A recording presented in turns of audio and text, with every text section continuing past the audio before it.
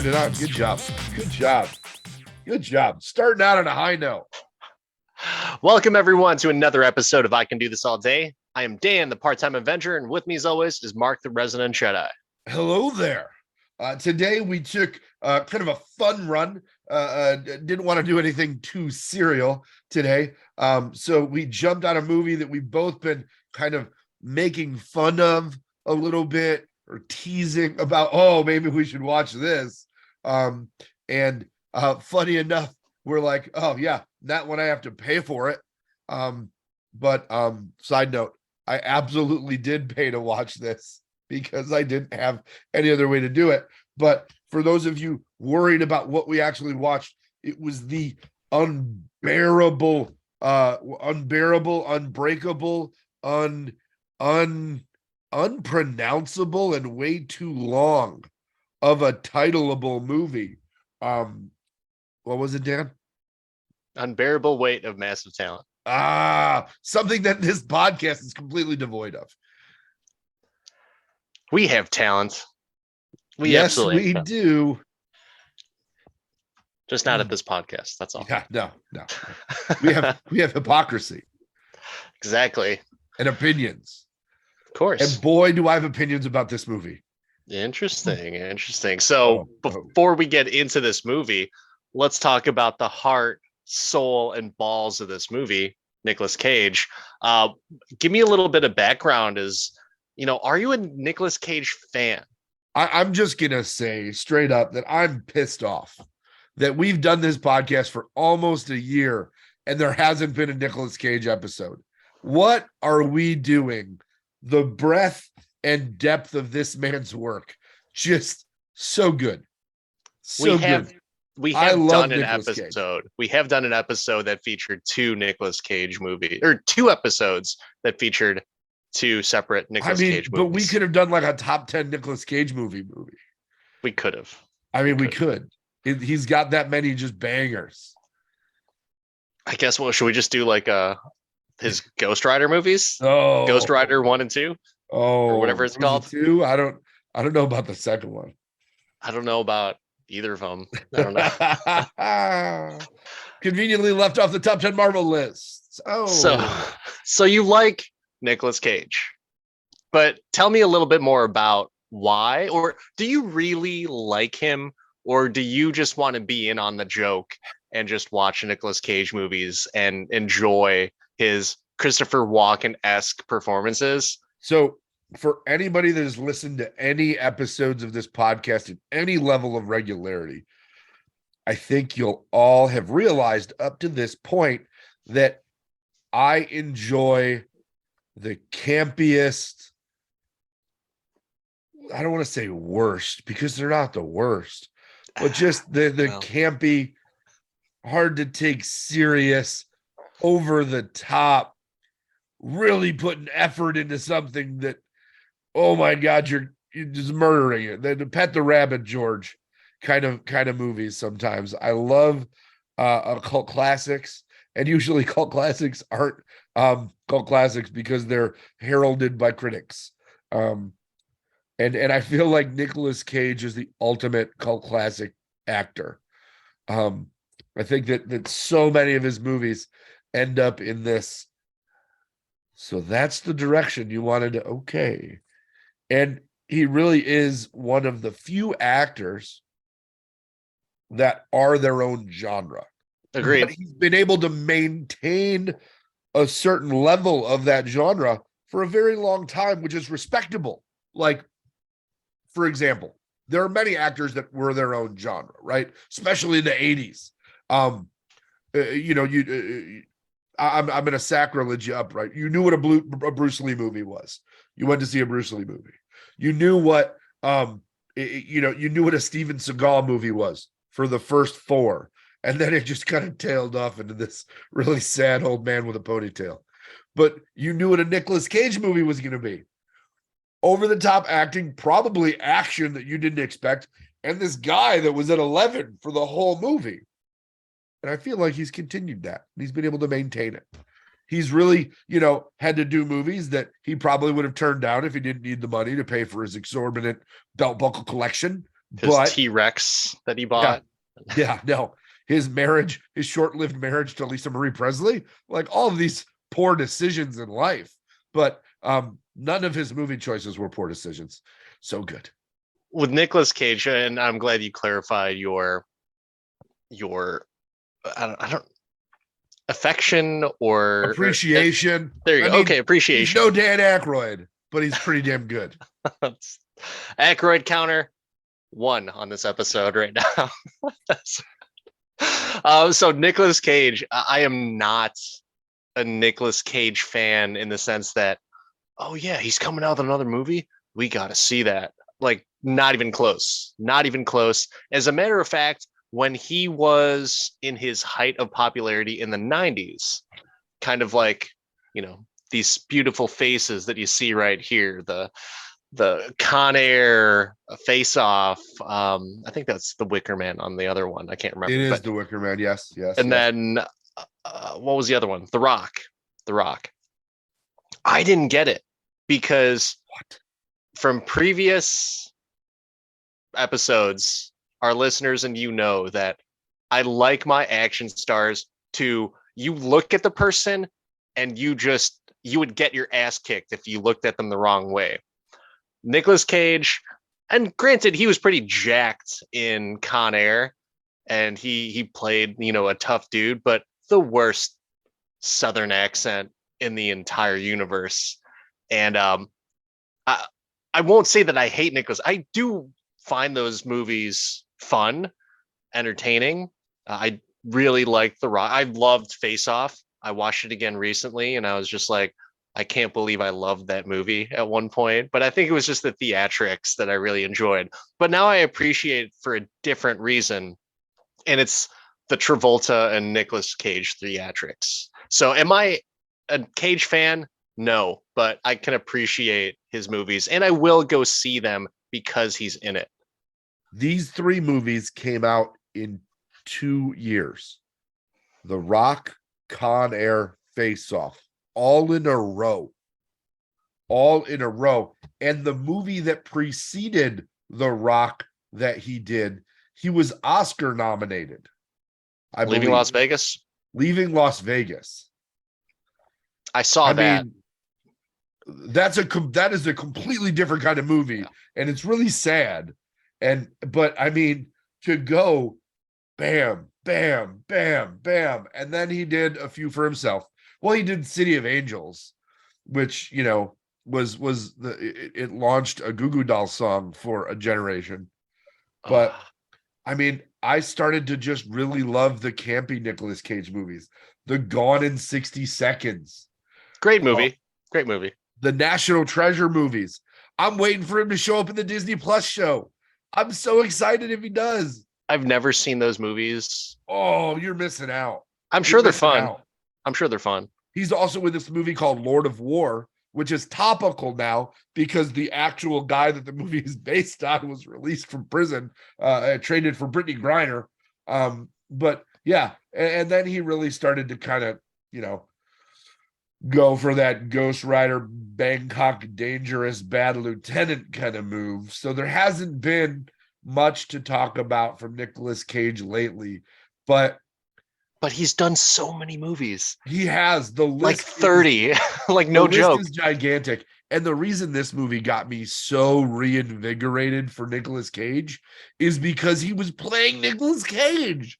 When you, as an actor, finally realize, when you've finally gone through enough counseling to realize, oh, sorry, it was the other guy. And they put the other guy in it. Oh my God. So many great things about this movie. So what was your first memory of Nicolas Cage? Gosh. I remember some of the early stuff. Like, my mom was a big fan of Peggy Sue Got Married, which, and I know he was in Fast Times, which was a movie I watched a lot in high school. He was like a fry cook or something. Yeah, wasn't he? He was just in the background. Moonstruck was big for a minute because of Cher, and he was in that. But I remember guarding Tess for a minute. I remember It Could Happen to You. And I remember It Could Happen to You not because of his performance, but because of the preview where they say that he was going to share his lotto ticket. I didn't see the movie. I still haven't seen the movie, but the preview.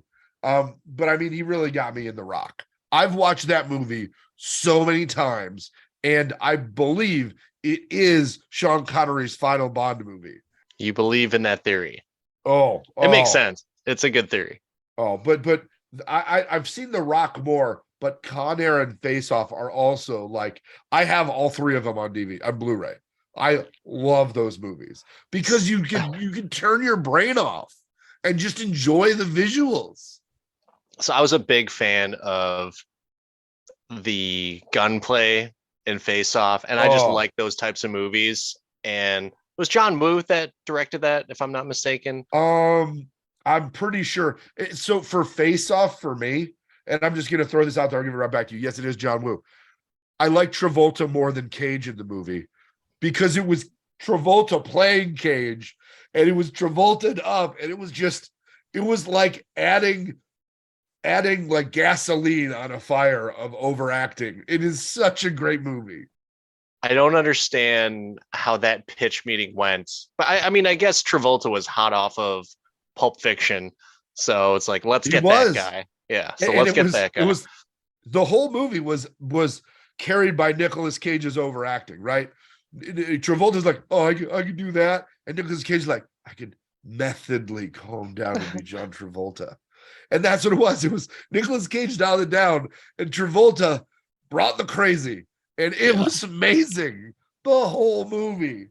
Travolta, we've talked a little bit about Travolta on previous episodes where we go through his synopsis of movies, and it's just like the worst, where he's a champion raceboat racer.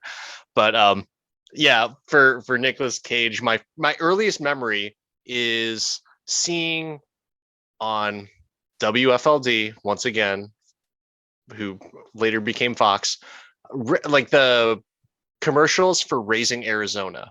Like, they showed that movie at least once every 2 weeks on WFLD. And I never watched it, but it seemed funny because Nicolas Cage looks goofy. I never watched it. I maybe watched like a couple minutes of it, and then I realized, like, oh, wait a second, this isn't as funny as the commercial led it to be. Yeah. But at the same time, I was also like 8 years old, so I didn't really appreciate movies.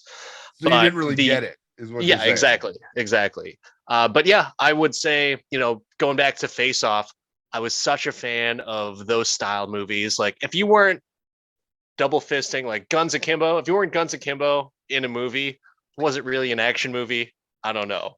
But this was perfect for it. You had fucking doves flying for no goddamn reason.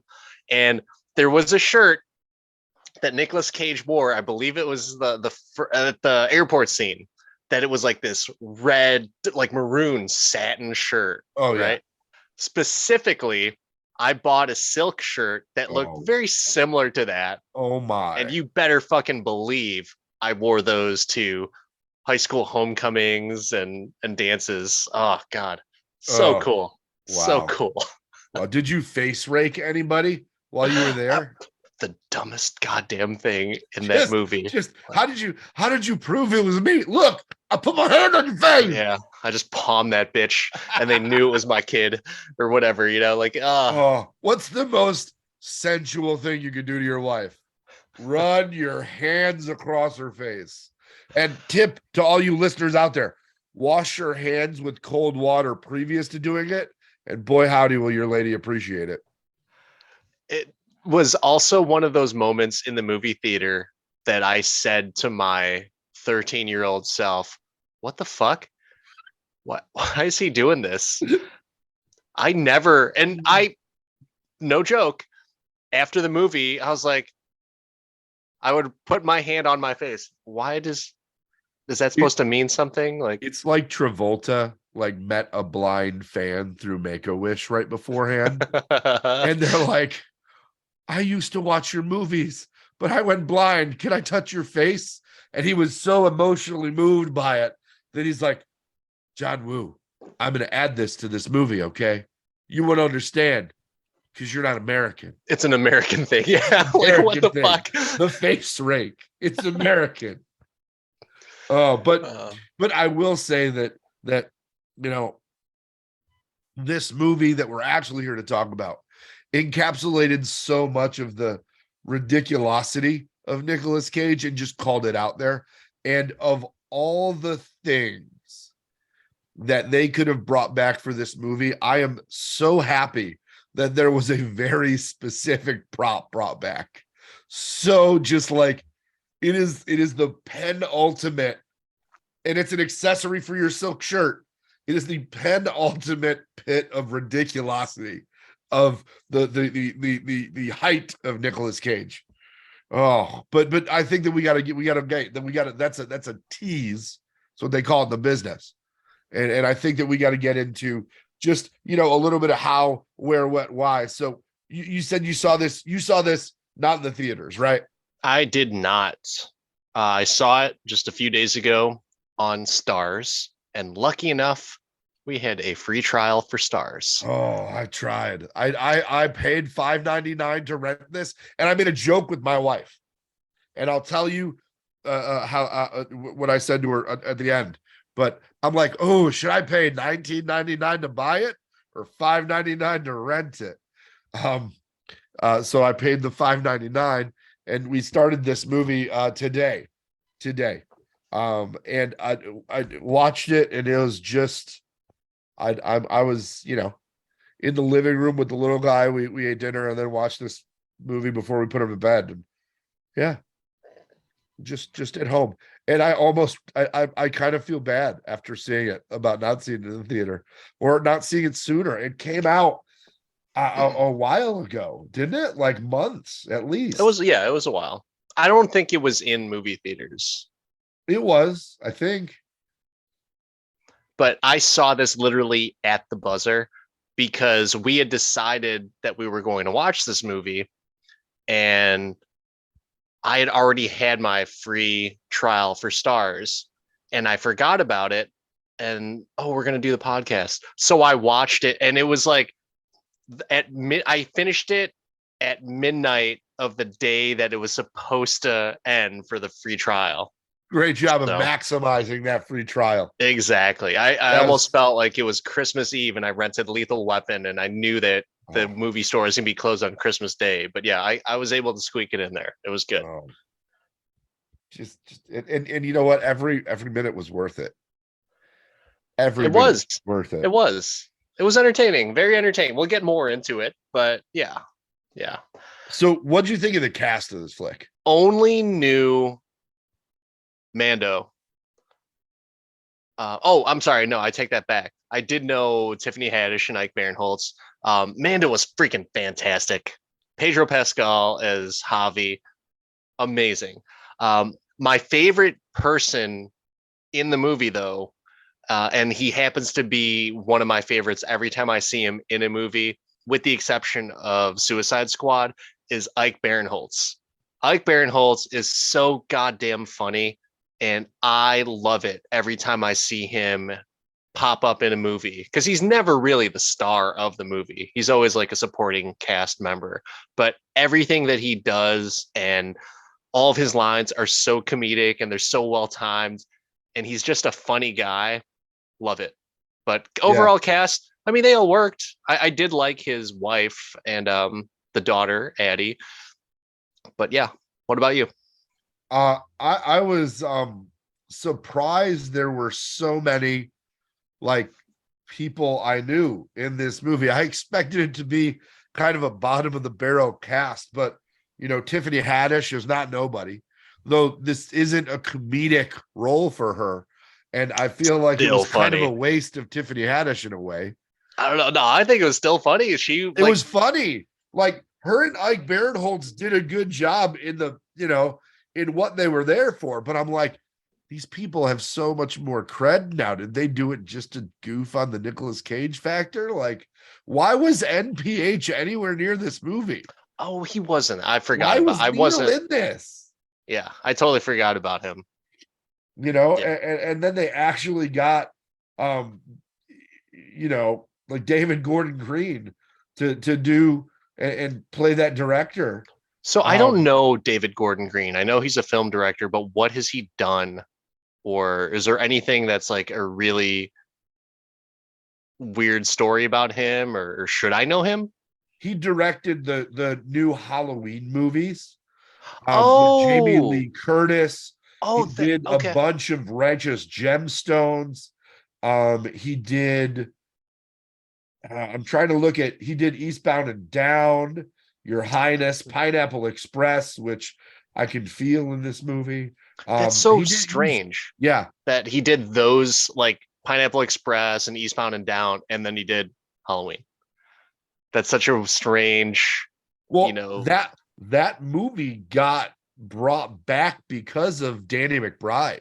Yeah. Like Yeah. Danny McBride begged Jamie Lee Curtis to get back involved, and He was a he's producer, he right? Danny is McBride. and like partial writer, I believe. Danny Hmm. McBride is no joke. Like I get that he's fucking Kenny fucking Powers, but he doesn't work in Hollywood anymore. He works mostly in like South Carolina, and he's around his family. He's got the group of people that he works with, but I haven't seen him in anything bad. Have you watched Righteous Gemstones? No.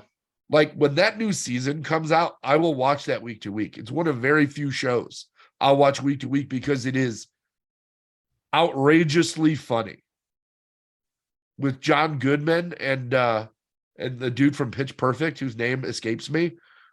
It's Adam solid. Devine. Like I bet if you watched like the first 2-3 episodes, you'd enjoy it. Okay. The antithetical take on religion would really tickle your cockles. I would probably love it then if that's the case. Is that on like Apple TV? It is on HBO Maximum. Which will no longer be called HBO Max soon. I'm really hoping. So I have HBO Max and I have Discovery Plus. I'm hoping soon I'll only be paying for one of them. Nah, they're gonna fuck someone over. Keep like double digging my shit. Yeah. Did you know who played Nicolas Cage's wife and daughter? So I was looking up who the daughter was. I was like, who the heck is this? Because she kind of looked like Nicolas Cage. And then I felt really bad for feeling like she looked like Nicolas Cage because that's Kate Beckinsale's daughter. And Michael Sheen, the actor who your wife would know as Arrow from Twilight fame. Oh. And I believe he's been in Doctor Who, maybe, but I could be wrong. But I'm pretty sure she would know him from that. He's my a good wife actor. and every woman that grew up in the early 2000s would know him from the Twilight movies. Proud to say I've never watched one. And I did not. The actress that played his wife, I don't remember seeing Sharon Horgan in anything. I liked her, and she was good. The fact that she was also Irish was another thing that I was like, oh, me and Irish women, so I married one, so it's a nice little nod. I'm sure your wife was a fan. Yeah, exactly. And she was represented in a film. Finally, exactly. Yeah, white person finally gets representation in a movie.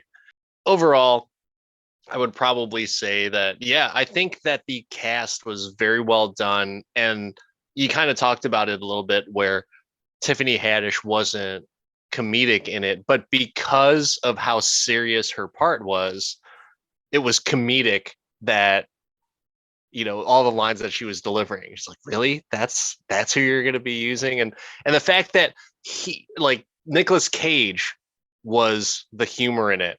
And that's what made it even more ironic to where, you've got this comedian as the serious FBI agent or CIA, whatever it was. I can't remember. I believe it was CIA. I believe it was CIA. It was CIA. But yeah, no, I get what you're saying. It's, I don't know. I don't see Tiffany Haddish. I don't buy into Tiffany Haddish being, for lack of a better phrase, the straight man in this, right? She's the Just the facts, ma'am. I don't see that from Tiffany Haddish. I'm expecting some hilarity. And but I think that's why like Barinholtz is so goddamn funny. He was really good in this. I'm sad he died so easily. Oops, spoiler. But I will say the biggest disappointment for me in this was Pedro, not because he wasn't great in the movie, and he has some range, right? Like from Mando to Wonder Woman to this, the man has range. But I just was like, why are you being Fredo? Stop it. Be Mando. Oh, really? I loved it that he was so goofy and shit. That was awesome. Fredo, because he was Fredo. 100% Fredo in this movie, which is ironic due to Nicolas Cage's lineage and Francis Ford Coppola being his uncle. Yeah, but it was so well done, and you expect it's so likable though. There's a difference. Fredo's not likable. He's totally likable in his passive, not willingness to be the guy. You know, that's what I liked about it. And he plays just he's like Groot. He is an innocent in this movie, and you can't help but love him. And it's just so funny hearing him say some of the stuff. And you know, when they're talking about their favorite movies, one of my favorite parts about it was, you know, Paddington 2. And just hilarious that he brings that up, and then they sit down and watch the movie, and Nicolas Cage is crying. Have you seen Paddington 2? No, of course not. Is your interest in seeing Paddington 2 risen since seeing this movie? Yeah. Agreed. Yeah, totally would. Agreed. If I had more time, if I literally didn't just watch this prior to sitting down here and recording, I may have tried to sneak in a Paddington 2 viewing. We might have to do Paddington 2 for a future episode. Just do a short, just a clip. But when Nicolas Cage is saying, you know, he's crying, he's like, "You were right." Pedro Pascal says, "I fucking told you." Oh, geez. No, the whole movie was pretty. It was clear it was two idiots leading each other around an island. Yeah. And then it was very Fredo in it, right? Back and forth. It was, you know, it was Dumb and Dumber. It was the stupids in a way at the beginning. And then as soon as he got through the "I'm staying," but then, and they got in the car and did the drug scene, I was like, oh, they're literally going to tell the story that they're doing right now. Yeah. They're going to turn this into their movie. I knew the ending. I looked at my wife and I said, no, they're going to make this into a movie after this. Watch. Yeah. And you know, it was great. And it touched so many tropes. It was so good. It was a positive movie, and it had so many pieces of other movies in it that I enjoyed, like Nicolas Cage wandering around as a secret agent. One of the movies it reminded me so much of is when Tiffany Haddish is giving him the directions and he's ambling around as a spy. It reminded me of the Bill Murray movie, The Man Who Knew Too Little, obscure movie from the late 90s where Bill Murray was getting spy-like directions, but wasn't convinced he was a spy, and it was pretty hilarious. But you know, seeing Nicolas Cage like touch his face and pass out, yeah, and then action was such a good joke. I love the reaction from Barinholtz and Haddish afterwards, where it's like, oh my god, it's like, really? Action, and he did this scene from The Rock where he stabs himself with the thing. Yeah. Oh my gosh. So did you ever buy it that when he got to the island that Javi was indeed like this dangerous drug dealer or like, you know, crime lord guy? In the beginning, when he first got there and they were on the boat, Javi was being quiet and watching, and just that, I was like, oh, he's really pissing this guy off. Yeah. And then this is gonna be like the most dangerous game. He's gonna hunt Nicolas Cage. And then they both just were like, It was Dumb and Dumber. It I was so love Dumb and Dumber. I loved when he was just talking to him. I'm not sure if he was talking to his agent or not, but he's like, "What's this guy want me to do? Suck his dick, fuck his wife, watch me, watch him, fuck his wife." It's just so good, so good. Dude, that was a baller ass boat, by the way. Everything about this movie was baller. Are you kidding Oh, me? Like, except, but the Jeep. I was gonna say, even the Jeep, the Pablo Escobar style Jeep, is totally baller because it's a that's the only reason you got me. I'm like, how does he not have a Humvee? Yeah. Oh A man, yellow one for Nicolas it's Cage. almost. How does Do he you not ever? have the yellow Humvee from The Rock? What is going on? Oh man, those those were the worst cars. Although everyone wanted one, isn't that right? Like No, it I did not want a became Humvee. really. You didn't? Yeah, no, That was like no. such a popular car. And then No. LeBron's mom got, or he bought one for his mom, and then Yeah. everyone's like, You know what I all always right. did want that my wife told me was terrible and ugly is I wanted a Toyota FJ. Mm, that's fun. It's kind of fun looking. It's a fun, it's an interesting car. Sadly, they don't sell them anymore. So now if I bought any Toyota 4x4 vehicle, it would have to be themed after the truck from Back to the Future, which I've seen when we were car shopping recently, like not recently, and like They had like the dude, 86. the Toyota dealer in Orland had it with the lights and the stripes, and I'm Jeez. like, if I bought any pickup truck, it would be that one. How much were they selling that car for? Oh, there was a markup like a mother on it, but I didn't even look. I'm like, I Christ. don't need to know the price on this, but what I do need to know is that this Toyota dealership has an amazing sense of humor. Yeah. Yeah. That is pretty awesome. But yeah, It reminds me of that scene in Gone in 60 Seconds where he's going around and he's shopping at the Porsche dealer or whatever. He's like, yes, this one. I was at my local Starbucks and I saw 11 of these or whatever. It's like Nicolas Cage, you overdramatic fuck. Like every scene in every movie, you are the guy. but he was so good in this. Yeah. So good. Oh yeah. Like It was great. It was it great. just worked. But it was because we knew that he was making fun of himself that it was even more funny, right? Because I think that's our appreciation of it.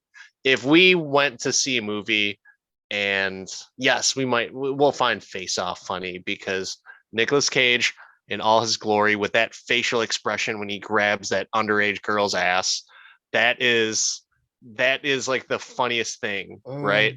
Not because she's underage, but just because he's such a weird actor and that's his craziness.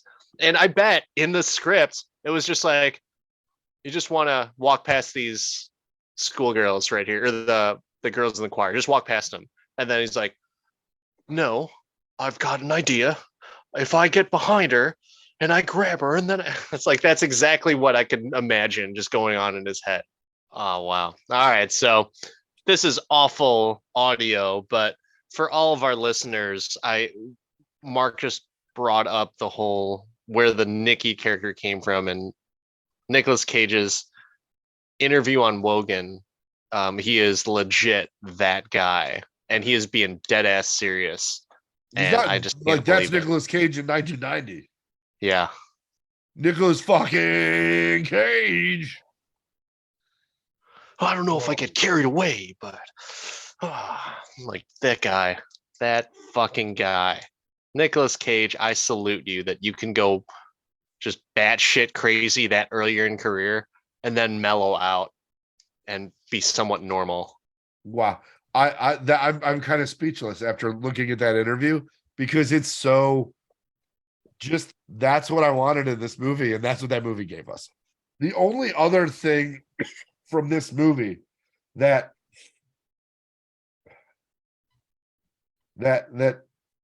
I need to understand where the speech came from or the reference came from is the monologue he gives when he's about to get shot, Like it only takes so many seconds to. That was from the script that he was reading earlier. Oh, okay.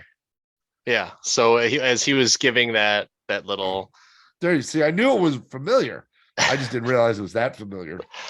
you do love a movie when they do something at the beginning and then bring it. Dude, I loved it at the end of this movie. They watched Paddington 2 again. I loved it. Oh man. No, I did. there's some really Yeah. the fact that he called him out for doing the driving and his own stunts. So then Nicolas Cage did the driving through the rest of the movie. The fact that they let him drive on they basically forced me to take acid. I liked that he was saying like, no, it was all the stunt team, and he's like, I don't know if he said DVD commentary that you did That's exactly what he team. said. He's Yeah. behind the scenes. And that's what it was. He's like, damn it, you caught me. All right. You really just trying to be all modest and shit then. Oh geez. So funny. I hate to I that's a lie. I love to bring it back to Face Off, but I love the fact that he brought back that face off scene where the daughter stabs him in the leg, and that's how she gets away. It's like every little thing. And that was the best prop they brought back. The double gold custom Springfield Armory guns with the behind the back thing.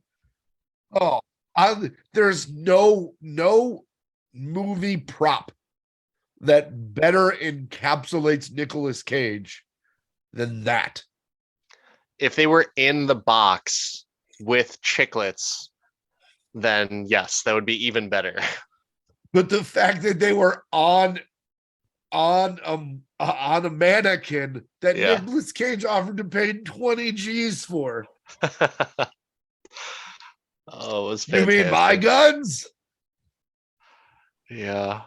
Oh, but you think there's so many little misdirects for Pedro Pascal's Javi character where it's like, yeah, this guy has to be the bad guy. I mean, the CIA. Until you realize he's Fredo. Yeah. Just not even, but Fredo wanted to be the head. Fredo from the first movie. Like stupid Fredo, weak Fredo. He's not stupid. He's not weak. He's just lovable. He's Groot. Just lovable, an innocent guy. He's Groot. No, I did. I liked the reveal because you enjoyed that character so much. You didn't want him to be crazy and bloodthirsty, and he wasn't. He was just a little sweet man. It would have been awesome though if he actually was, and then Nicolas Cage just became best friends with him. It's like, no, I see, like almost like a Dennis Rodman, Kim Jong-un type of relationship. I mean, this is kind of that, but they're white. Awesome. This movie was so worth watching. I'll say that I wish I would have paid the $19.99 instead of the $5.99 to be able to go back to it.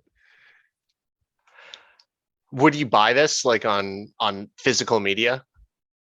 I don't buy anything on physical media anymore, but I would, like I said, I rented it on iTunes. I wish I would have paid up. I would watch it again. Like not, we'll talk more about repeatedness, but it's like one of those, like, I got a feeling that it's not just going to be on one network for a long time. Like it's not a Warner Brothers movie. It's kind of a, the rights to it are going to be kind of messy as time goes on. And this is one where, I mean, I think it's funny. It's like just a campy, funny movie. And I'm all about those. Cage is pretty much plastered on all the different platforms too. Like not all Nicolas Cage movies. What about your favorite movie that was referenced in this film?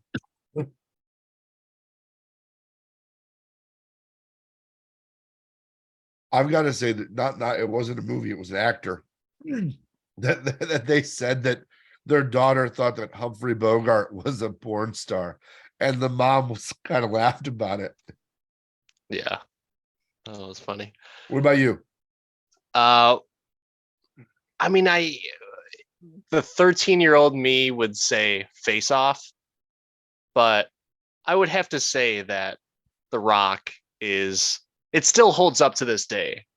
I think it still does, because you still have the ridiculous action. Michael Bay does a good action movie, and you have those 360-degree slow-mo shots that he's just famous for. But yeah, I mean, it's the best Bond movie out there. You got Sean Connery, but that seriousness of the shootout in the shower scene, that was freaking awesome, because Kyle Reese himself, Corporal Dwayne Hicks, aka Michael Biehn, was the commander in that shootout, and you thought, like, oh wait, there's no way this guy's gonna die. This guy's a badass. Well, him and his people all got shot up with all the bullets. Well, you know why? Because the bad guys had the high ground. Oh yeah.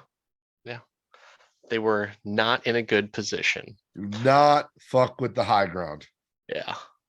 But I believe that scene was recreated in Call of Duty Modern Warfare 3.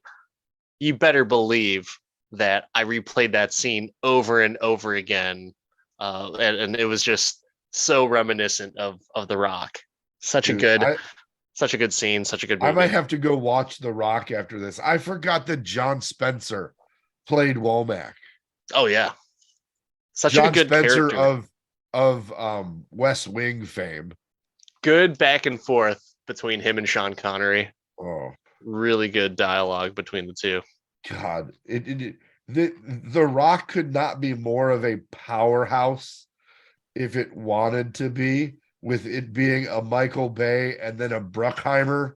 Like, oh, just so chef's kiss. What about your favorite Nicolas Cage movie not referenced in this movie? I gotta say Lord of War.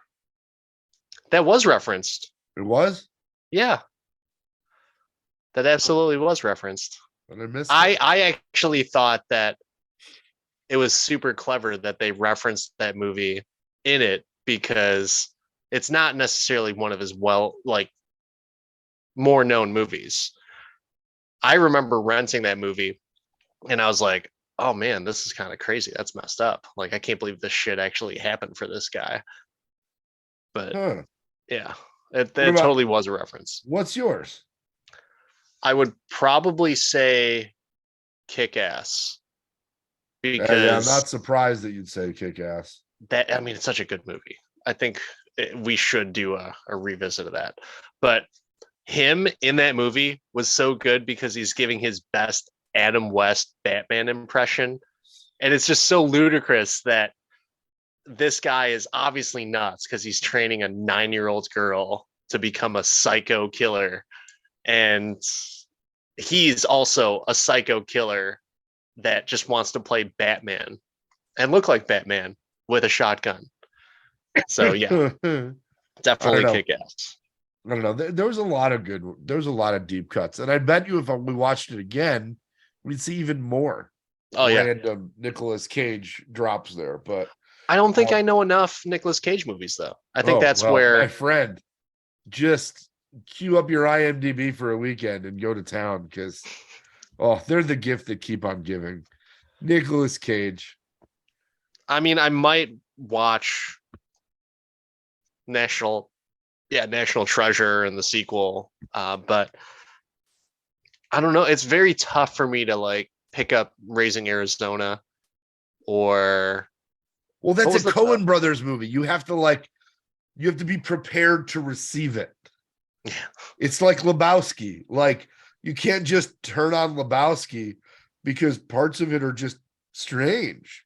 I mean, some people would disagree. Some people would be high as fuck when they turned it on too. I will go on record and say that I'm not as huge of a fan of Lebowski as everyone makes it out to be. It's good. It's very entertaining and funny. Very. But yeah, it's got a lot of overtones in it. It's got a lot of the Coen Brothers have this depth that for me at least, I have to be prepared to receive their gift. I can't just turn on a Coen Brothers movie and just zone out. I can't turn it on like I could turn on Con Air or The Rock and be like, yep, Yeah. don't got to think. Just watch the flashing boom booms. Like you've got to pay attention and listen to the dialogue and catch the inference. I mean, I think you could do that with Lebowski. I don't know if you could do that with Oh Brother, We're Out Thou. No, I'm a fan. So one thing that did strike me about this that I wanted to make sure I mentioned before we wrap up is just the cinematography. I thought it was shot great. Oh yeah, it was very high production. It didn't look like a oh shit, this one went straight to video type of movie. Well, I mean, the premise of the movie, you'd think that like somebody's cousin would have shot it, right? Yeah. Like Nicolas Cage playing Nicolas Cage. Oh, great. There's going to be a random Coppola behind that camcorder. Like what Hollywood producer thought that it was a good idea and wanted to bankroll the movie? You know, like, I mean, and not being, you know, such a Nicolas Cage trash talker, but I mean, come on. Nicolas Cage is a punchline and has been a punchline for many years. He's been a punchline on SNL. You know, you had Andy Samberg doing the whole Nicolas Cage, how was I not in that movie type of skit for years. And I guess, you know, that's the power of whether it's social media or even just, you know, the internet has a long standing memory of everything. So I guess, you know, maybe they saw gold in that nostalgia and just ridiculous. What was that word that he used? Ridiculosity. That's a Ridiculosity, fantastic, totally a word. fantastic word. I guess that's just what they thought. But I mean, in my head, I'm thinking, who the fuck is going to finance and back this? Yeah, I don't know, but they got so many stars in it, and even the end, like Right? I loved it. I was like, what? I rewound it. My wife missed it completely. Right? When they do the knife thing, when they throw the knife, and I'm like, oh, that's funny. New wife. And she's like, Oh, what? What are you talking about? Like, she looked down for a minute. And I'm like, that's not his wife. She's like, of course it is. And I'm like, wait. And I rewound it. And I'm like, no, she threw the knife. And then they were in Pawnee. And Demi Moore was his wife. And they were driving a Humvee. And she's like, wow. It was so clean. yeah. It was so clean was... because they needed to get past the folly of errors and just transition it and talk about a great time jump. It was so perfect. I thought that they were going to throw the knife and it was going to end up in the middle of his hand or something.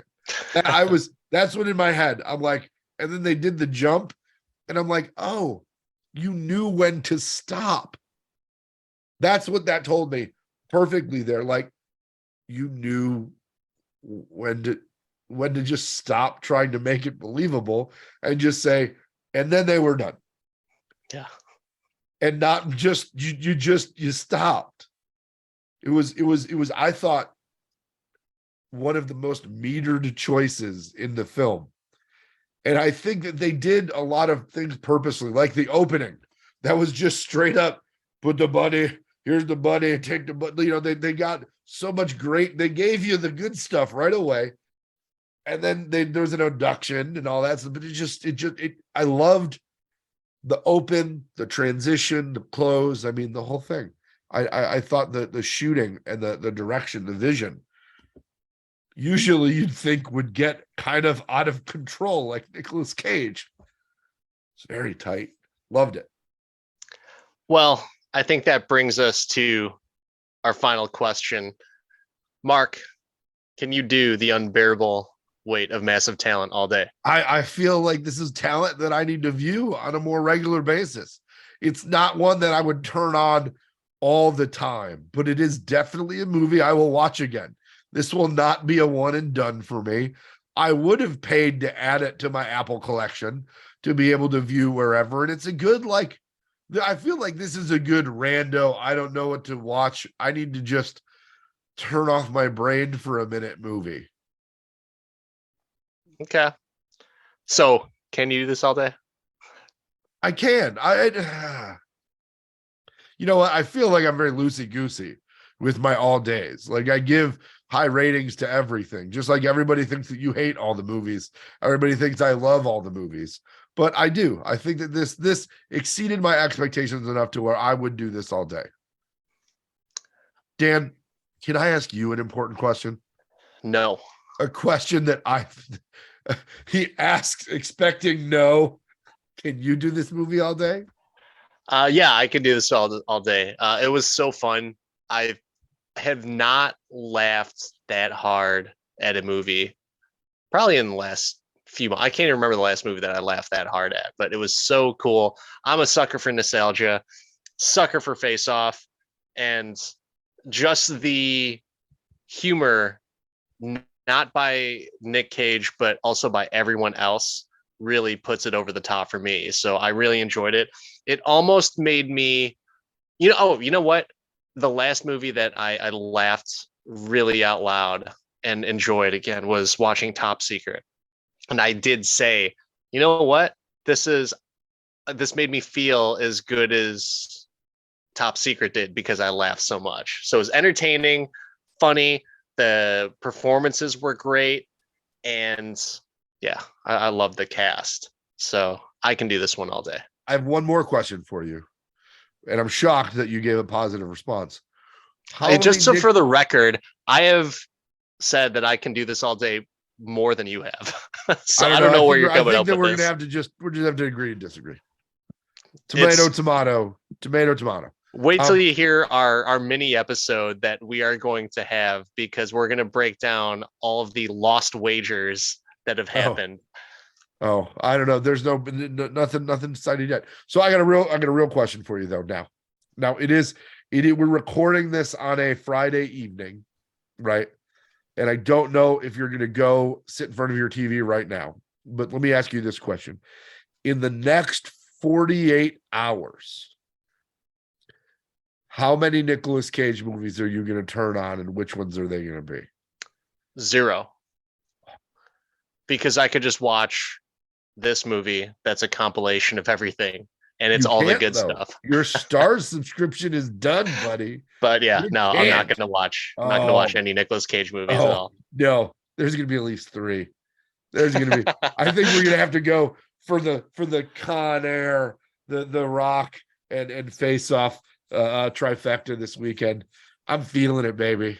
Oh, I despise Con Air just because of his stupid accents. Oh, but Chappelle's in it. So was John Malkovich and Steve Buscemi, and oh well. Yeah. But that was cool that they kept it going just for a couple seconds. Like that's a perfect, love ballad during a time of tragedy. Very, very cool. Well, you opened it. I was surprised they got the song, the original. You know how hard it is to license movies and songs and stuff. I'm surprised they could play that much of Con Air. Yeah. And get Monica Potter to well, that was just her performance in that movie. But yeah. On that note, Danny liked her. We liked this movie. And I think this was the most fun we've had in about a week. Since Top Secret. This was, it's good to watch a comedy that just brings joy. We need to do more of that shit.